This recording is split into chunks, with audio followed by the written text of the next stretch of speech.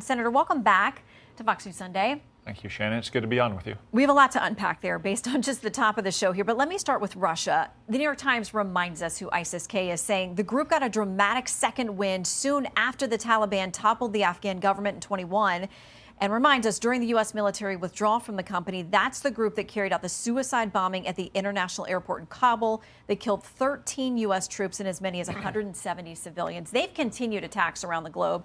You've served in uniform in Afghanistan. How worried are you about conditions there on the ground that ISIS-K has been able to rebound to this strength? Well, I'm quite worried, Shannon, as you saw what ISIS from Afghanistan was able to do in Moscow a couple days ago. This is the unfortunate echo of President Biden's chaotic and disastrous withdrawal from Afghanistan. It's the same group that killed 13 Americans. Just a few days ago at the Armed Services Committee, I asked our commanding general in the Middle East about ISIS's capacity to project attacks from Afghanistan. He said that in as little as 6 months, and it turned out to be closer to 6 days, that ISIS from Afghanistan, with little or no warning, could attack Western interests across Asia and Europe. And that's exactly what we've seen happen. It's deeply regrettable that innocent civilians, women, and children were killed in Moscow, but the next attacks could be against an American embassy in Asia or in Europe, or against, say, students traveling to Europe on a school trip for spring break. Again, this is a very dangerous echo of President Biden's failed withdrawal from Afghanistan. So U.S. intelligence had issued warnings publicly and privately about this group and a potential attack in Russia. You sit on Senate Intelligence. How worried are you about an attack like that on our soil? Well, I am very worried about it. And again, you don't even have to sit on the Intelligence Committee and have classified intelligence. You can just listen to what the commanding general of our force in the Middle East said, that in as little as 6 months you could have an attack like this. And again, it turned out to be 6 days. He said it might be a little bit longer to project that kind of attack against the American homeland or the Western Hemisphere.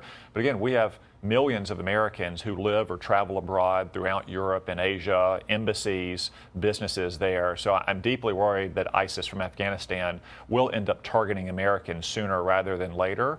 So what's happened in Moscow obviously is very, very sad for the people there. But we have a duty to protect the American people wherever they are, here in America or around the world. And right now I worry that they're at grave risk. Well, as a reminder, this is the video that we saw just days ago of what's happening at our U.S. southern border. And the fact is, we've got new numbers from CBP. They came in late in the week. They talk about a record high for a February number, and also that up to 70 people on an FBI terror watch list have been arrested this year alone. We don't know if any of those people got deported. None of our reporters can determine that a single one was.